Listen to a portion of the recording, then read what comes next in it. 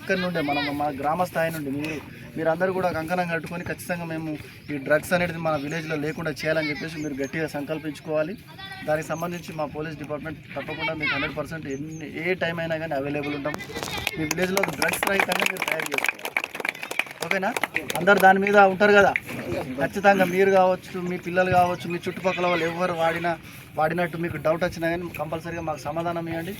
మీరు కూడా దాని మీద చర్యలు తీసుకోండి. ఎప్పటికప్పుడు మీ విలేజ్లో పిల్లలకి, యూత్కి ఏదైనా మీటింగ్లు పెట్టడం, ఇటువంటి స్పోర్ట్స్ పెట్టడం. ఇంతకుముందు ప్రతిరోజు స్పోర్ట్స్ ఆడుకునేటప్పుడు, ఇప్పుడు ఎవడన్నా స్పోర్ట్స్ ఆడుతుంటామంటే ఫోన్లు పట్టుకుంటారు, నలుగురు కూర్చొని ఫోన్లు చూస్తారు కానీ ఎవడన్నా గేమ్ ఆడుతుంటారు.